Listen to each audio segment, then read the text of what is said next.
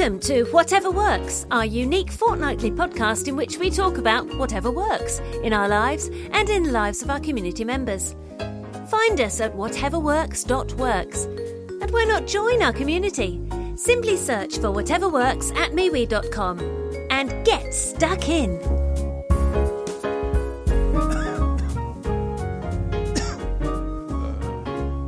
It's not the cop that carries you off, it's the coffin that carries you off. That's quite good. Keep improvising, I'm still coughing. Poor Aidan, what's wrong with you? You're always sick. Do you know what? I've got this eternal flu.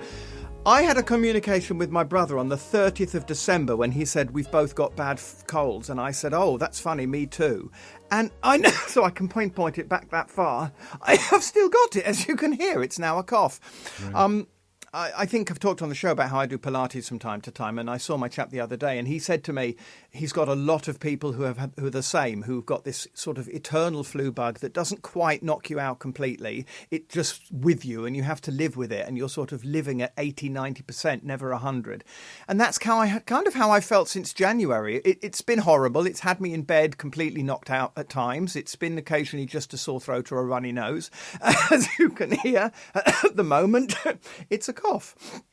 And I don't mind telling dear listeners that just to top it all, I got myself a UTI, urinary tract infection as well. So I've just finished 2 weeks of antibiotics for that. So I'm feeling very miserable this month. Apart from that, I'm fine. How are you, Ted? I think it's about lifestyle as well. It's about, the point that you're happy to go to Pilates and nobody's wearing a mask and people are touching each other. And, I've had this with my dad lately. He just doesn't get how germs just circulate. He chooses a lifestyle where he's constantly touching people and shaking hands, and any opportunity he's shaking hands with people, then touching his face. And I said, "Are you?" Because he sounds at the moment a bit like you do, and he's now on antibiotics for a chest infection, and he just doesn't get. I preferred it in COVID. I have to tell you.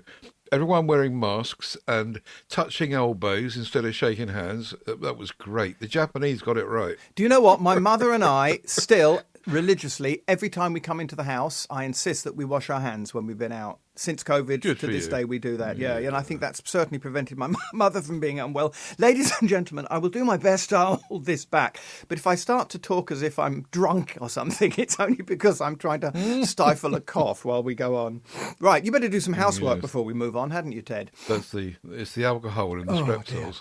Whateverworks.works. That's our website. That's how we will get the links to you, and you can see what we've been talking about while you listen along, hopefully. And it's also in your podcatcher, of course, because 98% of listeners will be using a podcatcher. AidanBell.com is where you'll find Aidan. Don't bother booking him up yet while though. TedSalmon.com is where you'll find me and all the stuff we do there. You know how normally I say nothing's happened to me. I'm the happy hermit, and nothing happened to me.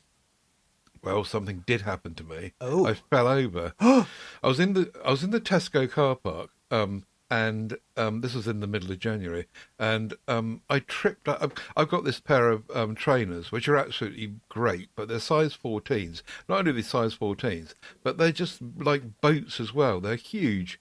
And instead of walking round this little wooden fence, I decided to try and climb over it. And of course, these stupid great big shoes tripped me over. Oh. Arse over tit. Oh. Painful? And I really thought I'd hurt myself, Both of my knees hurt, my hip hurt. I got an instant gout attack, because, that's what happens when you get trauma. My ribs hurt. Actually, my ribs were the things that lasted the longest. Did anyone run to your... I'm sorry, I've got to interrupt because I'm very curious. Did anybody run to your attention to help you, or was it not... No. Oh, okay. After I got myself up, one bloke who was walking along said to me, "You all right, mate?"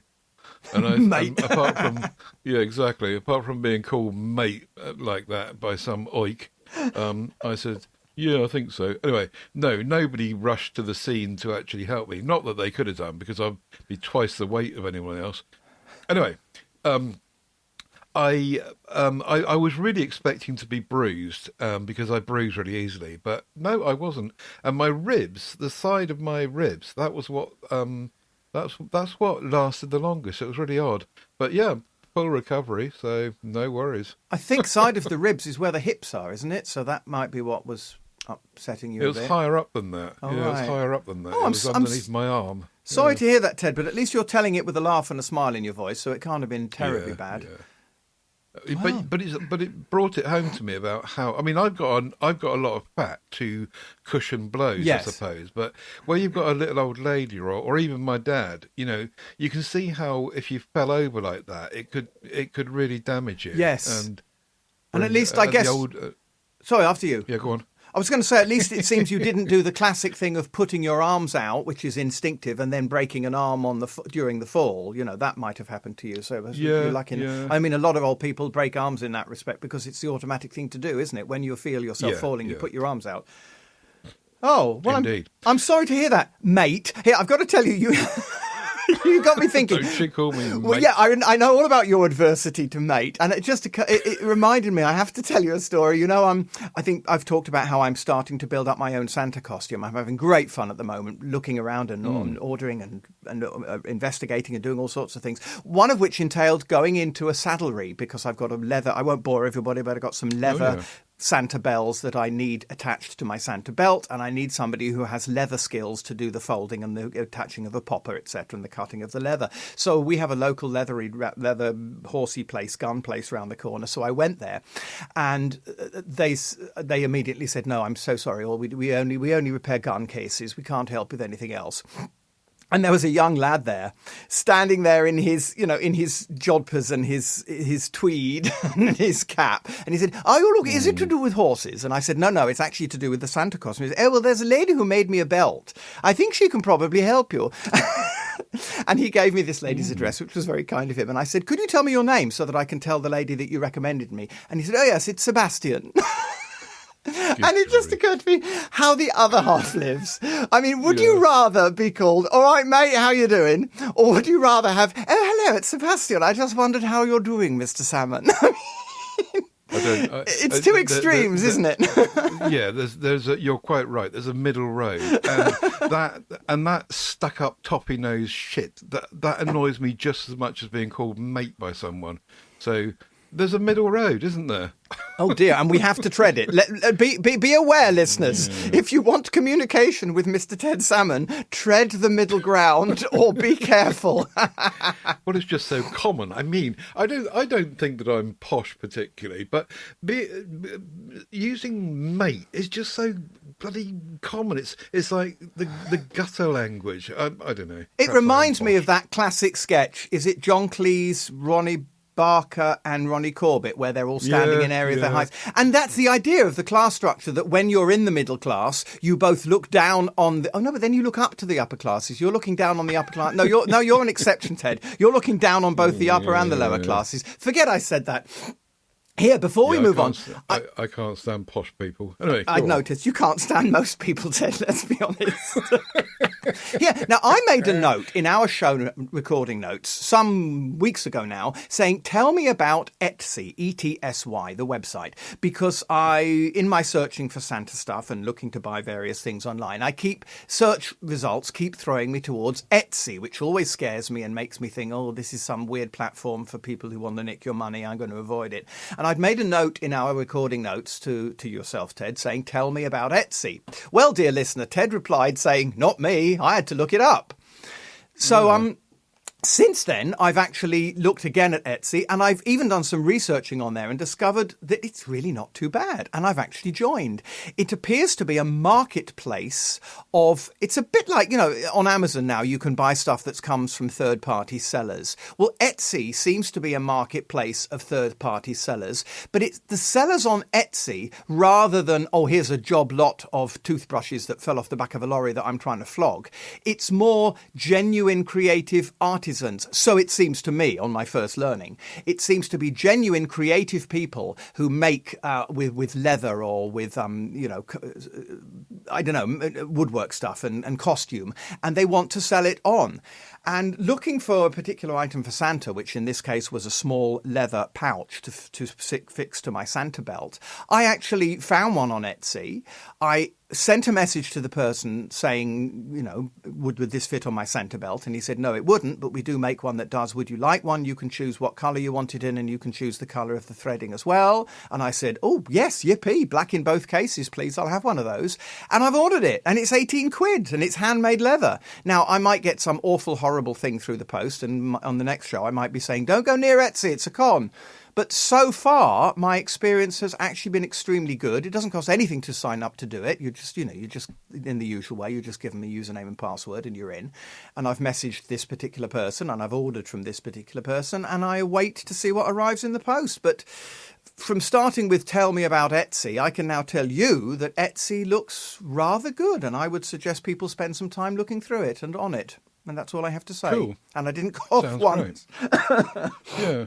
No, that sounds great. It sounds really, really good. And the only thing that you won't presumably get is, if you get into dispute with someone, you haven't got buyer protection the wonderful sort of thing, Amazon backup of we won't argue with you. But yeah, I'm sure that if it's survived this long, it's that those incidents will be few and far between. Yes. So I'll have a look at that. Yeah, I'd say it's Amazon for artisans, for people who make stuff and have a little kind of home cottage industry, maybe. Exactly, that sort of thing. Yeah, worth a look. So there we go. Gas. I must just tell you about my gas. Oh, 2 nights. Matron. Yes, thank you. Oh, no. 2 nights during this cold spell, my gas has played up. The first night, the buffoons that were in charge of filling up the tank on my static site had just forgotten to fill it up. And the gas just ran out. And it was 8 p.m. and I tried to contact them and no response. 8 p.m. in the evening, or thereabouts, and nothing. And so I was just frozen all night, which, as you know, I don't really mind that much. But I couldn't have a shower. Anyway, the next morning, they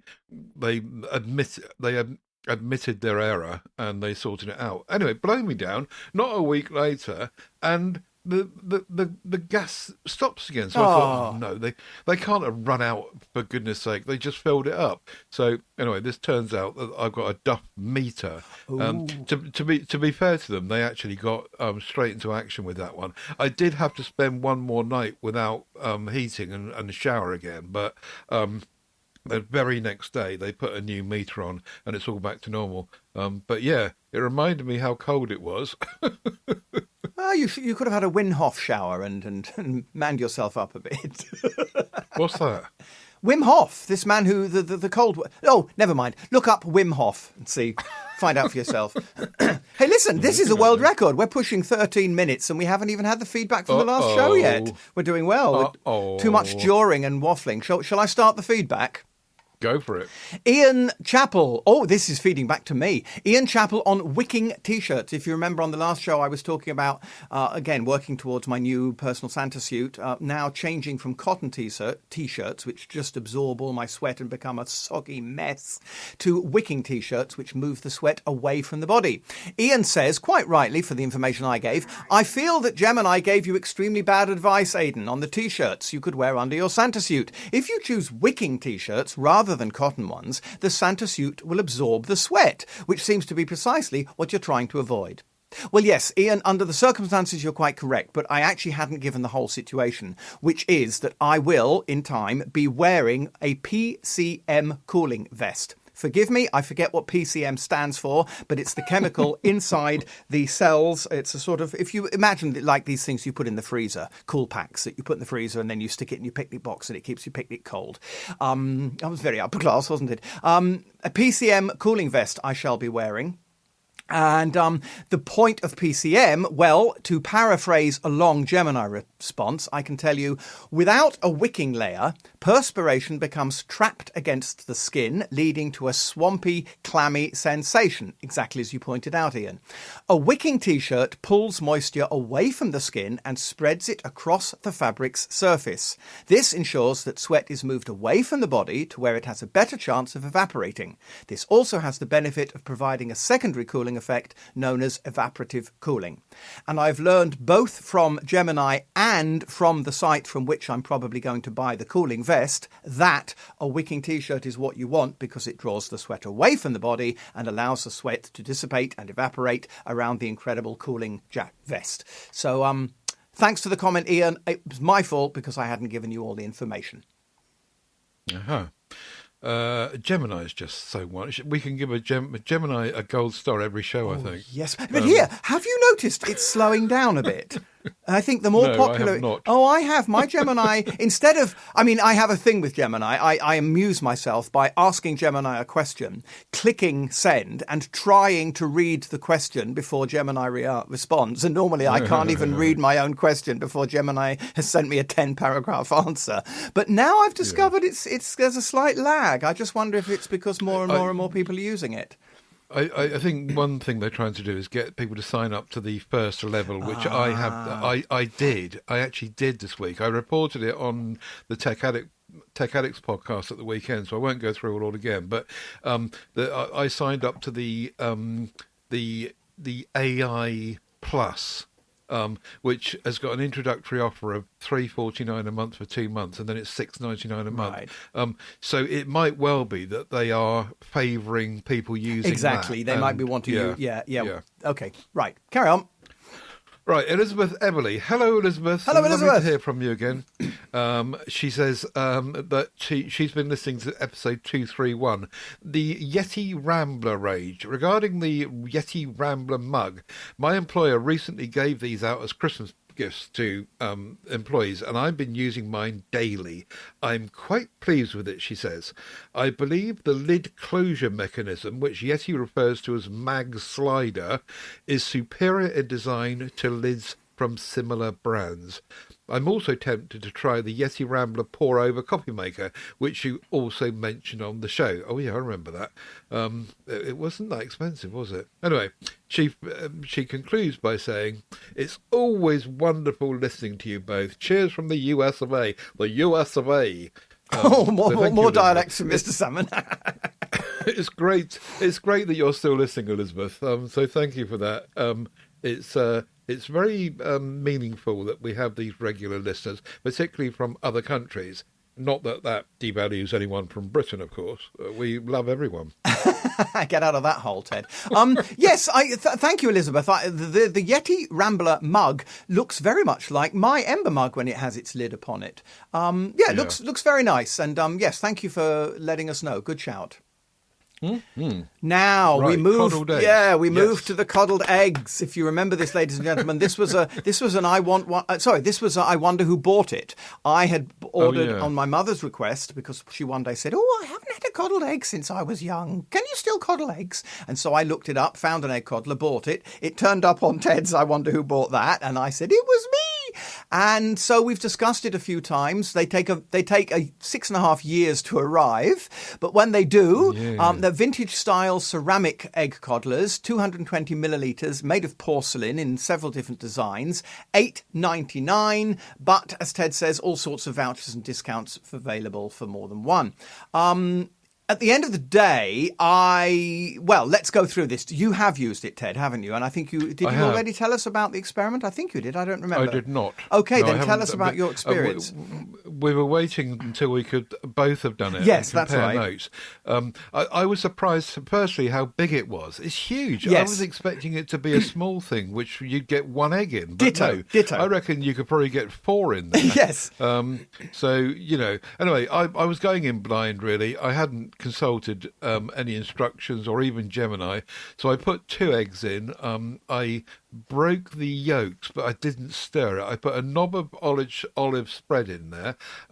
half a slice of ham and some pepper, and just put the lid on. Placed it in water in a saucepan. Now, this became my first mistake, because when I did ask Gemma, why is this taking so long? Apparently, I checked it after 5 minutes, 10 minutes, 15 minutes, 20 minutes, and I thought, this is not right. It's supposed to cook quicker than this. She told me that you're supposed to have the water in the saucepan 3/4 of the way up the side of the thingy, and I didn't have it anywhere near that high. So there's the first tip. If you're going to do a codling thing, make sure there's plenty of water around it, 3/4 of the way up. Anyway, you put the lid on the thing. And I personally, I thought once it had cooked, it was absolutely lovely. It tasted really strongly of the olive spread. So I guess if you use butter, it would also taste very buttery. But we don't use butter. Somewhere between an omelette and a poached egg, I thought, in terms of consistency and taste and all the rest of it. Dad and I really, really enjoyed it. It was creamy and smooth. It was really, really nice. I've done another one since, and I, like you, I probably haven't experimented enough, but you find a way of doing it. So that was my experience, and I thought it was really worthwhile, and it tasted lovely, and it was cool. And next time I'll know how to do it a bit more efficiently. What about you? Well, I did talk to Gemini first and learned about the amount of water to put in the pan, and also to coat the inside with butter so it doesn't stick when you cook it. So I indeed did the butter. I put 2 eggs in, no breaking of the yolks, just put the eggs in, did the thing up and cooked it. Now, this was for my mother, and bless her, I mean, I have to say my mother's not the best at describing what something tastes like. You know, was it nice? Well, yes. Was it better than poached eggs? Well, the same, really. Well, which would you prefer? I don't really know. So it's difficult to get a real consensus from my mother. I didn't taste them myself. I made them for my mother. And I'm afraid the only thing I have to say is that even if, yes, the end result is a stage up from just a regular poached egg. If you remember the fantastic egg poacher that we've had on the show 2 or 3 times that I've talked about, this wonderful thing that you bung in a microwave, and you can cook poached eggs in a microwave in 2 minutes flat. I use that frequently and I'm very happy with it. And I have to say that the amount of faff that's required for the egg coddler, the eggs coming out of there would just have to be the nectar of the gods for me to think it was worth doing that over a 2-minute microwave poached egg. Because you have to boil a pan of water, which is using electricity and time, takes a lot of time for the water to come to the boil, and then the 10 minutes that you need to boil the eggs. When you've finished, you've then got a dirty coddler that you've either got to hand wash or put in the dishwasher. So for those reasons, my vote goes to no, I'm not going to use it for myself because it's just a lot of faff. But I might be being a fool, because if I made one for myself and tasted it, I might go, my God, this is good. I must always use the egg coddler. So I'm probably being my own worst enemy here, but not for me, I'm afraid. Possibly. I would say that you should try, because I was just really surprised how lovely it tasted, and the consistency was just really nice, and I was just really impressed overall. And so was my dad as well. I suppose that my dad. Sorry, after you. My dad, I was going to say, is so stuck in his ways that anything new for him is a real hurdle. So, and he loved it. Well, that's what I was just going to say, is I think what one could try, and what I might try for myself rather than for my mother, is adding things. I mean, add a bit of garlic, add a bit of spinach, add a bit of whatever. And then you do get a creation that's more than just a poached egg. So, I think basically I shouldn't write it off without trying it a bit more first. Oh, excuse me. Yeah. Before we leave this topic, I must just say that the Amazon listing was really funny. It said £9.29 with a 70p discount, which I applied. If you wanted it delivered by standard delivery, it was going to arrive about 2 weeks later and would be free. But if you wanted it rushed to arrive about a week later, then it was £59.98 express delivery. So 60 quid for under £9. I don't know how they work these things out. Do you remember that one I laughed about on the show once before that said you can have it delivered on Monday for free, or you can pay £5 and we'll deliver it on Wednesday? I mean, it's just bonkers. Same principle, except 60 quid. 60 quid. Dear. No idea where it came from, this coddler, but it's a cute little thing. I really like it.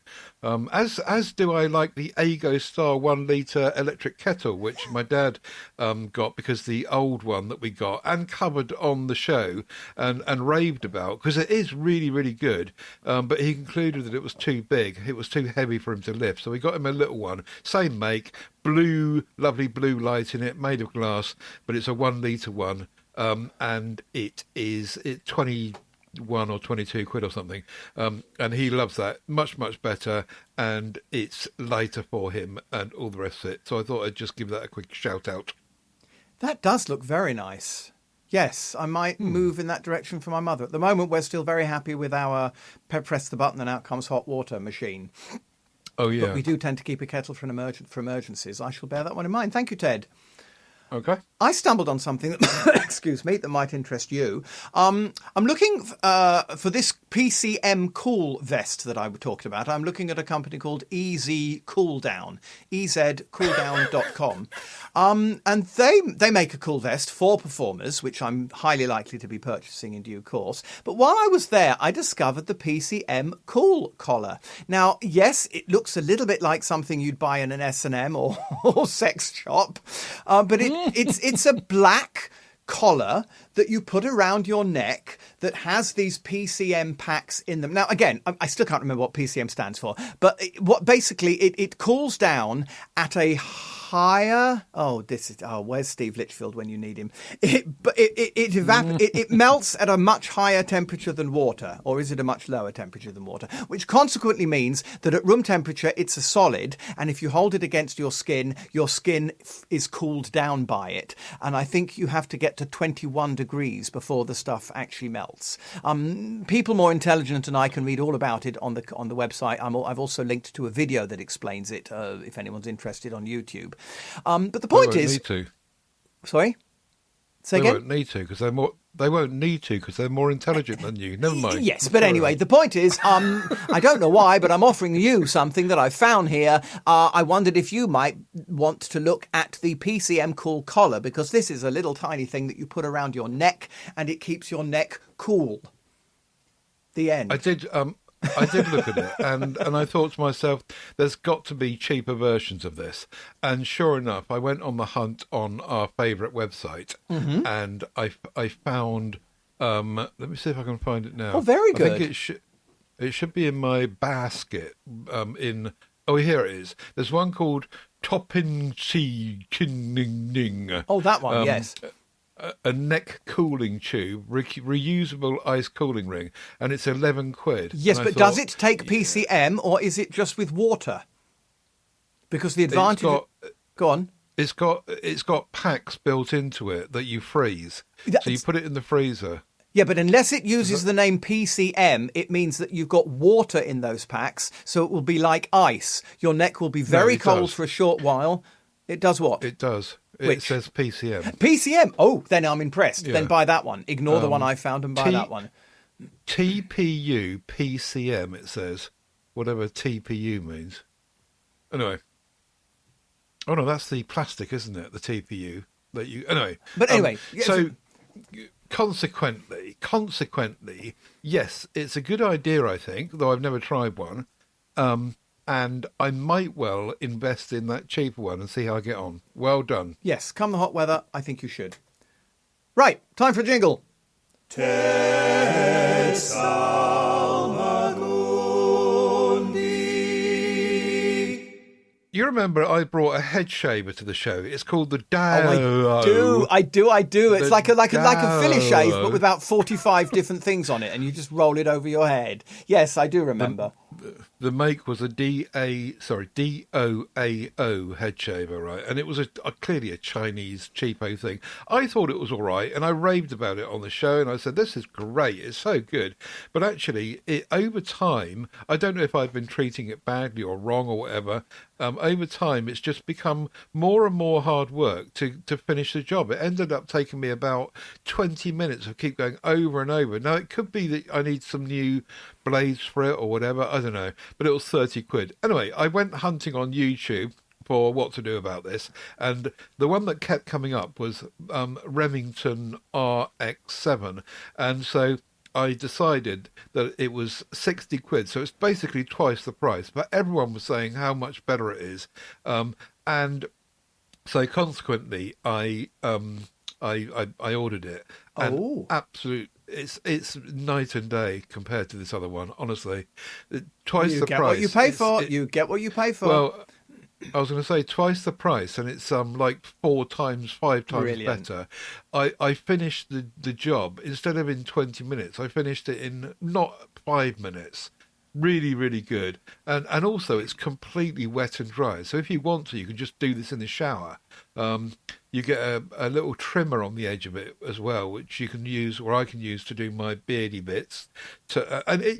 Basically this Remington one is so much better than the cheapo Chinese one, and so I recommend it. Well, I know why it's called DOAO then, because after a while you go, "Oh, it's not working." Yes. It wasn't dead on arrival, though. Another jingle. I wonder who bought it.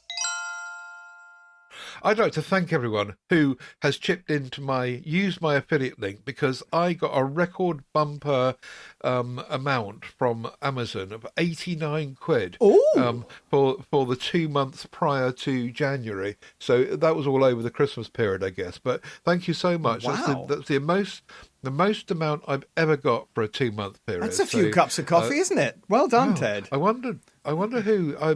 Maybe someone bought a car on it or something. But it was certainly a So you don't thing. know. Anyway, You don't know whether it's 2 or 3 purchases, a large amount. I mean, you don't know how many purchases it takes to build that amount. You got no idea how much various things cost. Well, I tried to look into it. I tried to analyse the data in my affiliate thingy, and I couldn't read it properly.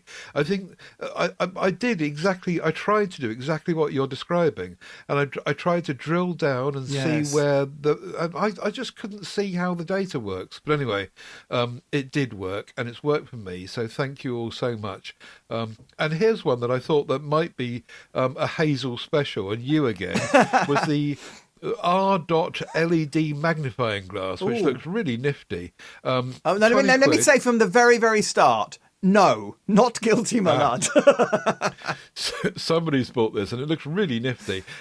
My late mum used to have something like this to do her jigsawing, but this looks even better. A big magnifying glass with all sorts of coloured LEDs coming out of it.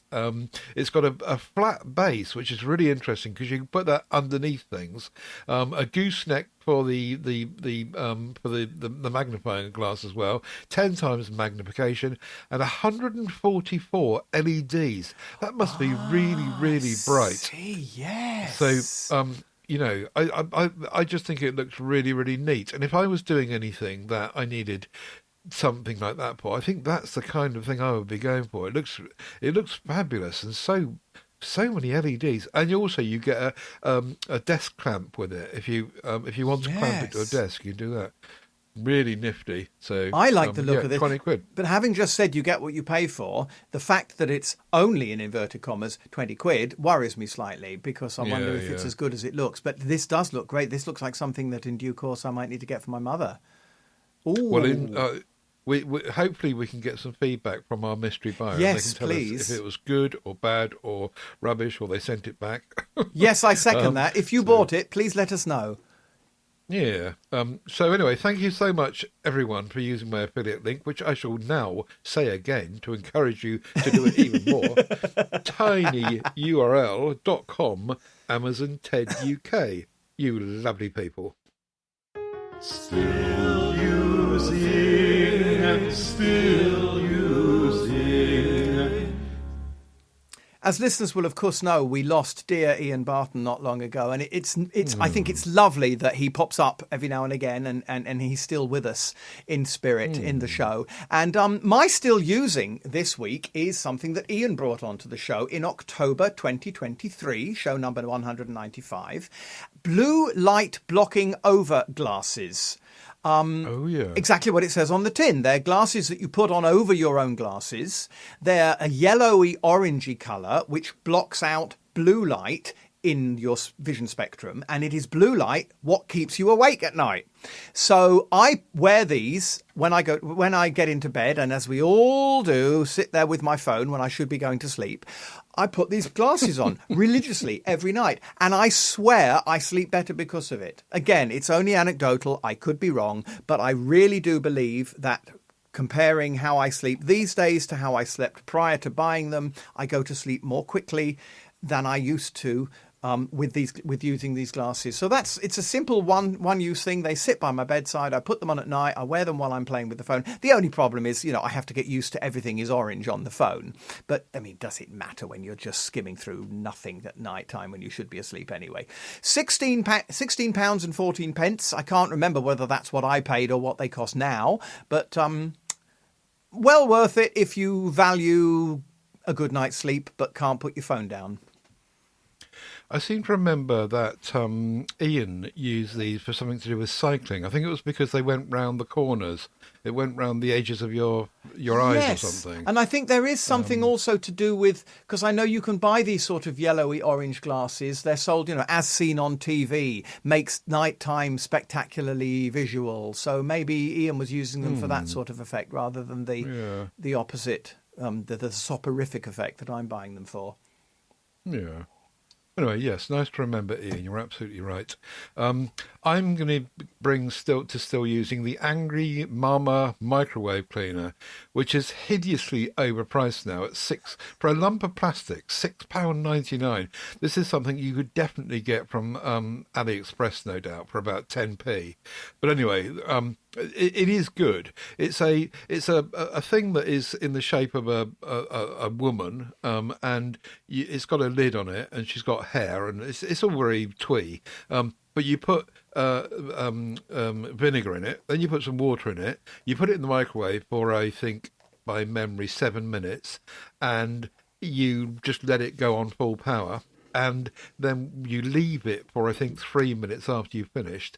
And when you take it out afterwards, it had the steam that comes off of the mixture in there, the way that the lid has got a kind of outlet for steam. It takes all the crud and the crap off of the outside of the inside surfaces of the microwave, and it really does work. I am still using that. I just used it the other day again, and it works really, really nicely. That was Whatever Works 188 in summer of 23. So still working, and I didn't pay £6.99. I think it was about £3, but it's just a lump of plastic, really. I'm sure you could probably improvise something else.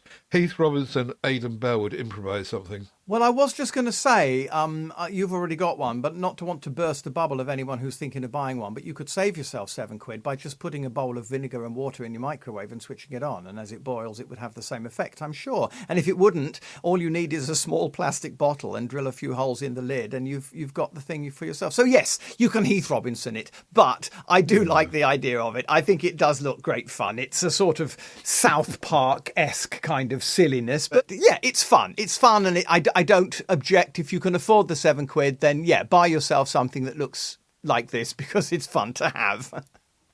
Yeah.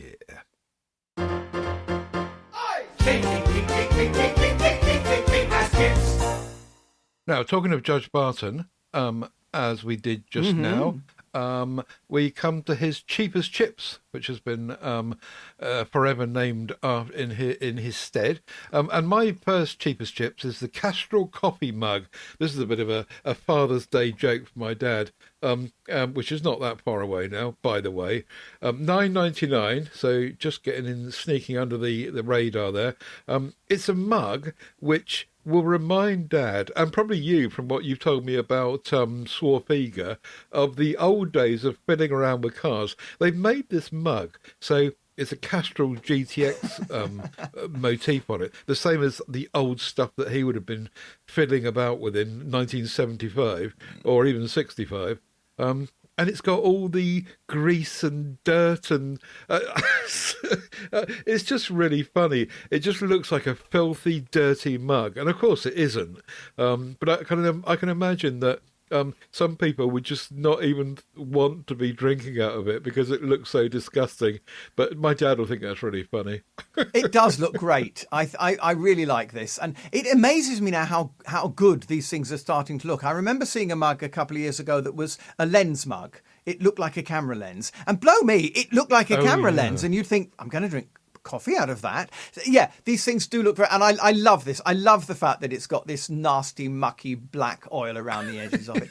I'm a little too young to have actually done this myself with cars, but I certainly remember my dad in the hole. We in our garage, we have a pit, and he used to actually drive the car very carefully over the pit and then climb underneath and work on the car underneath. And I'm sure this would have meant a great deal to my dad. Yeah, it's a lovely find, Ted. Very nice. Cool.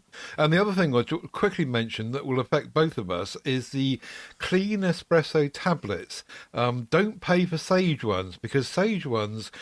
so these are the tablets you buy to clean your coffee machine. We've both got a Sage machine, and so... where did you get your Sage machine, Ted? The Sage, if you buy them from Sage, you get 8 for 15 quid. 8 of these tablets for 15 quid. If you buy them, these clean espresso tablets, which are just the same thing, £6.64 for 15. So basically double the price. Just a quick one really to say that I've worked it out that that they're £1.87 each in Sage and 44p each in clean espresso. So yeah, just to save some money really. Well, I then chipped in on our recording notes and said, well, I'll see you your tablets and I'll raise you mine. Back in 2018, I found a tub of 100 tablets for $11.99, which I'm still working through. I've got those in the cupboard somewhere at home, and I'm going to be working through those, and they're cheap. So I think that actually works out at about 11 pence each, which I'm afraid probably takes the crown. Except that you found something you found something similar, didn't you? You found another. No, this is your link was now dead from 7 years ago, right? And the price for these now is 21 quid. But even so, for 100, it takes the crown of this experiment because they're only 21p each. Right. So that's half the price of even the clean espresso ones. Yes. Whereas I'm paying 11 pence for being an early adopter. yeah, exactly. Ted's Top Tips, Ted's Top Tips, Ted's Top Tips. My Ted's top tip this time is to take some time away from tech. I know this is a real theme. It's an alliteration episode this week. Yeah, love it. Yes. My New Year's resolution in 2026 was to sit in the evenings and listen to at least one LP. Wow. Put the mobile phone in a different room. And just put it away. Don't be in earshot of the phone. So if anyone tries to contact me in the evening and you don't get a response, that will be the reason. Get the album cover out and just do nothing else except listen to the music and, look at the cover and the lyrics, which is part of the whole enjoyment of LPs. And hopefully not fall asleep. I'm always connected to the outside world in some way or other, and this has been really relaxing, and it's made me make sure that I do use my records. The money that I've spent on them over the years, and it's just really, really nice. I never thought I'd hear myself say this, but this has been really valuable time out for me, and I've really enjoyed doing it. I'm not quite sure what other people could do instead, who don't have LPs and stuff, but I suppose you could pick anything really. You do a jigsaw, or do some knitting or something, or read a book, or go for a walk. Yeah. Oh, Ted, digital detox. I'm totally up for it. Yes. But I think the key of this is to put the phone in another room. Mm-hmm. That seems to be really important in the process. Yes. I think so. I have a habit that I try and sometimes fail to do when I go on holiday is if, I've got a holiday, I don't know, we're going out for the day. I leave the phone in the hotel in the morning and I have my whole day without the phone and enjoy the holiday and come back to the phone. It's difficult to do, but again, any sort of digital detox like that, I'm absolutely in favour of. Yes. A very good, Ted top tip. I want one, I want one, I want one. I want one of those. Chris Kelly is first. The Inseparable Notebook Pen. He's ordered one of these. I was thinking about ordering one. It said they were 16 quid, and I thought, right, 16 quid. Yeah, that looks good. It's a thing that you kind of clip to your notebook, an old-fashioned ordinary notebook, and you put your pen in it. It gives you a silo for your pen, essentially, on any notebook you're using. Anyway, when I came to order it, it was 16 quid, and then it's coming from Japan, and then suddenly the 16 quid turned into about a 3-week delivery window and £21.40. I thought, hang this. So Chris Kelly's taking one for the team. He's always behind on listening to our podcast, so in about 3 months' time, no doubt he'll tell us if it's any good or not. So let me get this straight. Hello, This is for old-fashioned paper and pen. If you have a notebook, you attach this to the side of the notebook, and it holds your pen for you. Yeah, well, that's cute. But cute. It looks like a nice design. Simple. And as I say, Chris is going to have a go because he loves pens. Well, I'll see your £16 and I'll raise you £3,089.99 for the Niigata fiberglass pond. I just stumbled upon this. As You've you got know, one. I've got I may have mentioned I have a pond in the garden, but my pond is a traditional dig a hole and line it with a polythene or whatever it's made of, a rubber pond liner kind of pond. This one, I just thought it would be fun to see what the biggest pond commercially available would be, and the biggest I could find was this one, made by a company called Niigata, Niigata. It's bloody enormous. There's a picture of it with a guy standing next to one. The width is taller than him. I think it's 2-point-something meters wide and 3-point-something meters long, and I'm not quite sure how deep it is. I just like that. I love my pond in the garden. I'm looking forward to the spring and summer when I can go outside and play again. And I like the idea of a 1,100 gallon or 4,950 litre pond in the garden. Couldn't you have some fun with that? But my goodness, wouldn't that be a hole you'd have to dig? That's an awful lot of money for what is basically a bunch of... What's it made of? I suppose it's fiberglass. Yeah, I mean, it is. It's inordinately expensive. You'd have to have more money than sense to pay for it. But that's the point of I want one of those. I don't have the slightest intention of trying to own one. Well, I just love the look of it. I suppose if you were running some sort of garden centre or something, then maybe it's designed for commercial use. Yeah. Very I mean, nice, also, though. to be honest, if I were designing a 4,900 litre garden pond, I wouldn't design it in a rather boring oblong shape like that. It does. Right. It looks a bit like a sort of commercial sewage tank, doesn't it, in its shape and aesthetic, rather than a garden pond. So you'd have to do some work on it. But there you are, just the idea of a ginormous pond. It tickled my fancy. So how big is your pond? It's not that much smaller than that. I mean, in a way, right. Mine is sort of... You could get my pond into that pond, but there wouldn't be much space left, put it that way. Oh, right. It's quite big then. Yeah, Wow. yeah. Oh, yeah. Okay. It's quite a monster. I'll have to put some pictures up for people to see. Okay. And how much was yours? Oh, nowhere close to that, because mine was a hole and then there was the liner. I honestly cannot remember now. I think the liner cost something around 200 quid mark for the amount of liner that I needed to do the pond with. But I mean, 200 against 4,000 is not much argument there, is there?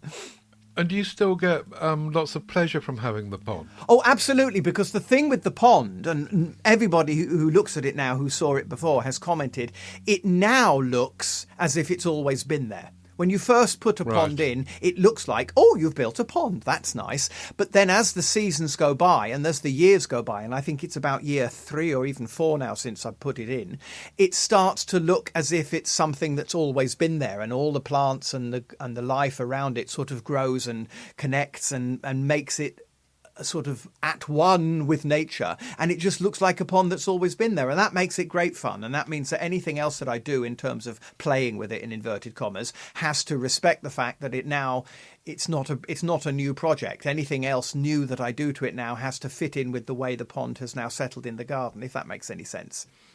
And presumably you've got koi or something in there? No fish. I wanted to go for the whole frog thing, but we have frogs every year. Then there's now for the first year or two, I found some local frog spawn and transported it into the pond, not entirely legally, and put it in myself. Now frogs have caught on, and now I don't have to go do anything. Every April or May, there's a whole load of frog spawn in there. I've also seen the vocabulary dies. What are they called? The little things like tiny little alligators. Oh, good Lord. Those things. I have those too. Yeah. It'll come to me before the end of the show. We have those in the pond now as well, which are apparently quite rare, so I'm very pleased to have them. And we've got dragonflies down there and all sorts of insects down there. So it's really become its own little ecosystem. I'm really delighted with it. And so do you and Hazel go and sit there and just sit by the pond in the summer? Not as much as we should. I try to, and I encourage my mother to, and there are maybe 2 or 3 days in the summer she will go down there, and maybe she'll have a friend come and visit, and they'll go and... So yes, if the weather's really hot and my mother is inclined to sit outside, then she will certainly sit outside near the pond, because of course we've got the waterfall and I've got the stream, so there's always this lovely sound of running water, which is, very, very soothing. I'm still trying to remember the name of these wretched things in my pond. It'll come to me shortly. Newts! Newts! There's the word. Newts! Right. We have newts in the pond, and I'm delighted with them too. Very nice, yeah. So I'm glad you're enjoying that. Yes, thank you. It sounds like you don't really need a 3,000 replacement. Of course I don't. Of course I don't. It was just fun to talk about it. I'll tell you something I would like is a pouch thingy. Now, I've got limited use for a pouch thingy, although I could put it in my pocket when I go out to Tesco or whatever. But this thing that I picked up on is called a Metador, and it's a smart travel case, basically, which you can put, you can stash in it whatever you want to, really, but it will hold it's a passport size. You can put cards and coins, a pen, keys, whatever you want in there, really, and you can zip it up, and it's got all lots of lovely pockets inside. It looks like something kind of going back to about the year 2000 that people used to buy. It's waterproof and RFID blocking, which means that someone can't nick data from your cards. Yes. And I'm sure you could just put your phone in there if you wanted to as well. But there's a loop on the outside for hanging sunglasses off of. Blah, blah, blah, blah. Looks really nice. It costs $49 plus $5. I'm translating whatever it is called. The vocabulary disappears. Converting. That's the word you wanted, sir. Converting, yeah. 40 quid. Plus any duty that you might likely get importing it from America. I'll tell you, we'll get Elizabeth to buy some and send it to us. Really. Elizabeth, we'll send you $49. A couple of these, please. Yes. It does look very nice. Yes, nice? It does. And as you say, it's a bit of a throwback. Vive la analog. It's a sort of filofax for things, isn't it? I like this. It's a sort of thing. Yeah. Again, like you, I'm not entirely sure how much use I would get out of it if I had one. Oh, excuse me. No. But yeah, the kind of thing that I'd love to have, because it does tickle that sort of analog days of yore nerve of mine, which I like very much. Very, very nice indeed. Better before. Autograph books. We don't often have better before these days, but I stumbled into autograph books, and I thought to myself, being completely out of touch with anyone under 40 these days, I wonder if these are still a thing. When we were a kid, when I was, I don't know, maybe a young teenager around 1975, my sister was really keen on this, and it's not an autograph book that you go and try and track down rich and famous people with.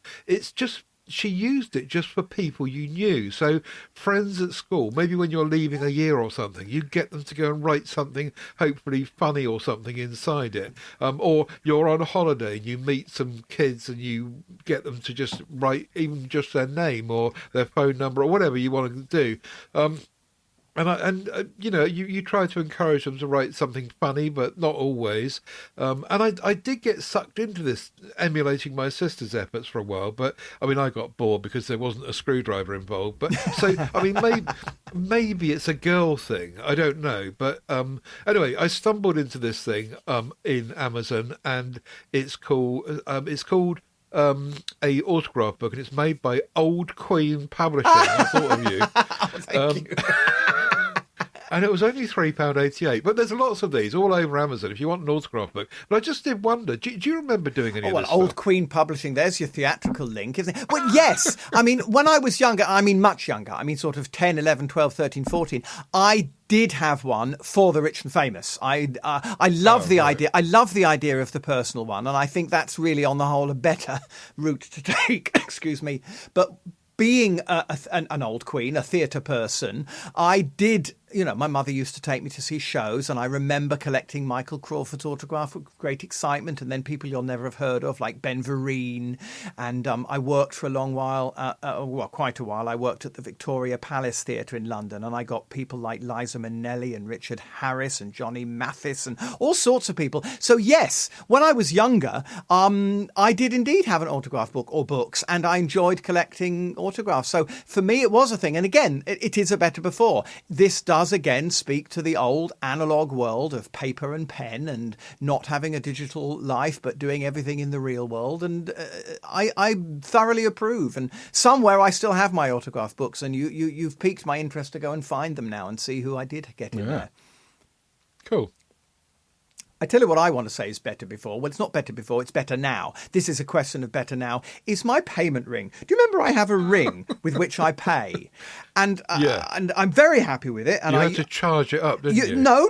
It automatically, you can pay up to 20 quid on it, and then it just sucks the money back out from your bank account. You link it to a bank account, to a bank card. Okay. The safety feature is you can't use more than 20 quid off it. So if it should get nicked, excuse me, I can cancel it quickly. Oh, excuse me.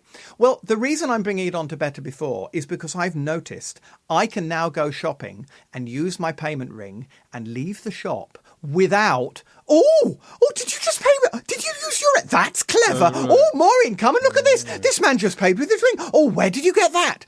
Because you may remember that a year or so ago, I was on the show bemoaning that I was not using my payment ring for fear that every time I tried to use it, I would get this barrage of questions and excitement. And, oh, look, it's magic. Is that a Hogwarts ring? How did you... And now I don't. And now, obviously, the technology has moved along and people are paying in so many different ways that I can reach out my hand and fist bump the payment machine, and it's so efficient and so good and so lovely to use, and nobody bothers me anymore. So I'm saying it wasn't better before, it's better now. Thank you. Perfect.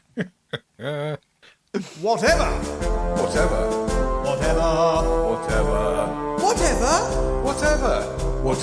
worked. Right, I'm gonna. Oh yeah, we've got that bit. Work. Do. Right, I'm going to bring Jen Tobbs' item from show 88, which was in August 19, and it's microwave steam bags. Now, I don't know if you remember these, but they're basically disposable plastic bags, which is probably bad for the environment. But you put some vegetables or whatever you want into these bags, and you seal. It's got a kind of sticky adhesive flap thingy. You seal them down, and then you put it in the microwave. And you cook it in there, cooks by steam. But there is a vent in if the pressure gets too high inside, apparently, that it vents some of the steam out. But anyway, the technical side of it doesn't really matter. The point is that they work, and after if you put vegetables in there, they'll cook really quickly. And I remember Jen talking about these or bringing these to the show back in the day, and I don't think that we ever bought any, to be honest, but now the interest has been piqued again. I might well do. So if you're still listening, Jen, hello to you, and thank you for that item. I shall give it a go now.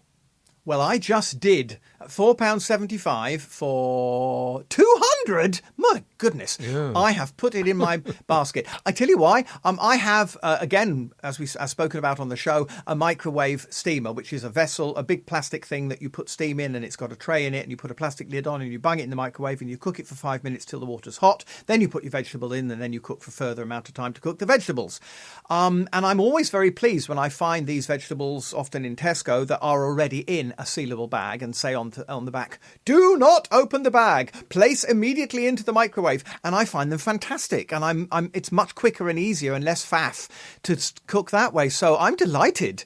Slap on my wrist for not having picked up on them properly in 2019 when they were on the show. And I've indeed just put some in my Amazon basket. So I'll be definitely trying them out in coming weeks. Thank you. Cool. Say hello to Jen. Thank you, Jen. I bring you a John Love's Keeper Chrome extension. John Love. John Love. Remember John Love? There's a name from the past. He was the chap that was he worked in the dentist industry.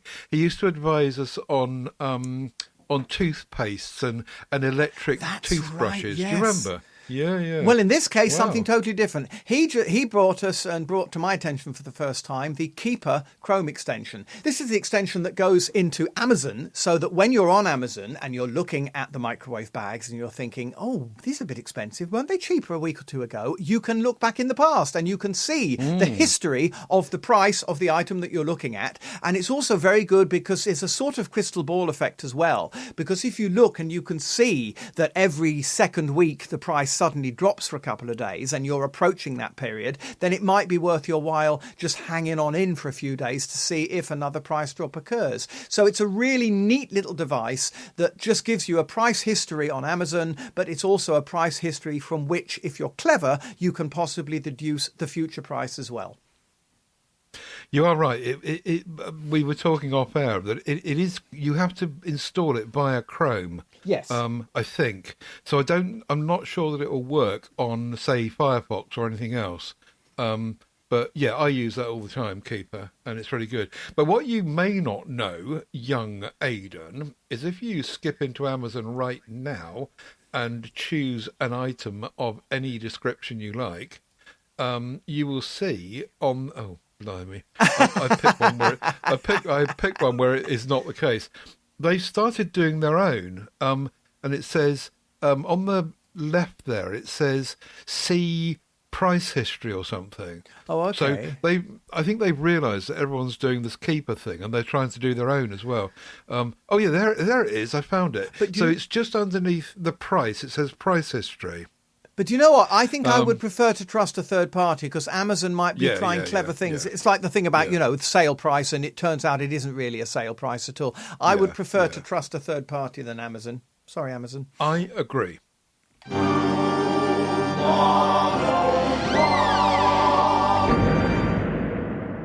Danny Hoy puts Evri into room 101 this show. The Courier of Doom, says Danny. Not again. It's hard to be nice to Evri. They somehow lost an order of coffee I placed, he said, originally planned to be delivered to my place of work. Instead, my parcel seems to have got lost in their system, or damaged, or stolen. Or drunk, maybe, Danny. Maybe they just drank it. I have no idea, says Danny, because the tracking status has now been stuck on it's on its way for a month. I've raised 2 tickets for the issue with them, but their telephone number and online chat system won't let me speak to a person about it. They simply tell me to go back to the seller. Except that Evri has been dragging their heels for so long now that the seller's window has now passed. And there, dear listener, Danny's post stops, so I can't tell you what happened. Well, dear. This is about Amazon, really, isn't it? It's another lesson, I think, to make sure whenever you possibly can, when using Amazon, to get stuff that they stock themselves and don't go to third-party sellers. Oh, I see. This is from Amazon being delivered by Evri. Is that what you're saying? Yeah. Right. Well, I'm assuming it is, but right. I mean, it might not be, but I'm assuming it is. Because if Amazon are dealing with it themselves, they've just got this robust no quibble thing going Yes, on. But yes, they have.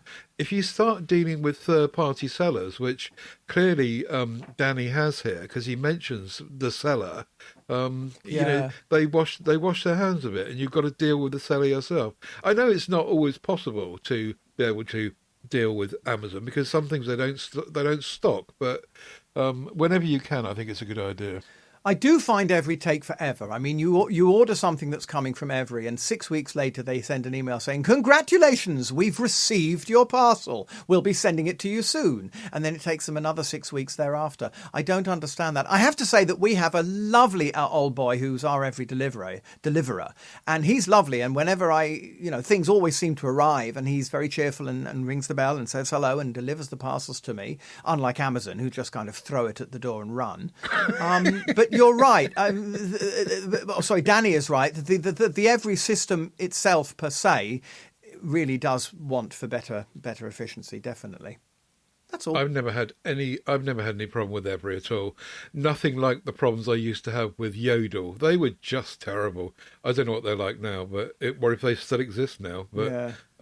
I always find that Evri are fine. But there's exceptions always, isn't there? I think ultimately I would say Evri are fine if you don't want it in a hurry, because they just seem to take a very long time to deliver. Well, again, that's not my experience. When I've had next day deliveries and Evri's been involved, they're fine. But different parts of the country, Yes, indeed. Just different experiences, I suppose. I want to chuck into Room 101 Heinz, and you know what I'm going to say here, which is that lovely grub as it might be, it just does no way on earth warrant being 3 times the price as supermarket-owned brands, particularly when the supermarket-owned brands are pretty much the same thing in my testing and my experience. I don't understand how Heinz survive, because it must be just people who don't even consider buying anything not Heinz because of the name, I suppose. And yet, I mean, we've proven in the past that, for example, Amazon make batteries that are made by Duracell, and they've got an Amazon badge on them.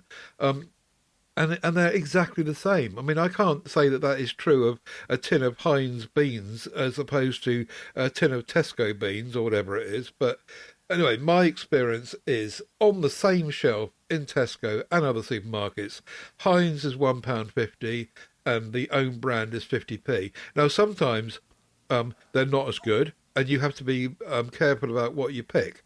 But I just don't get how Heinz survive. Do you? Brand loyalty is a powerful thing. I mean, it's like these people who spend £300 on a pair of Nike trainers when the no-name trainers for 75 quid are just as good. So, it's brand loyalty. That's how they do it.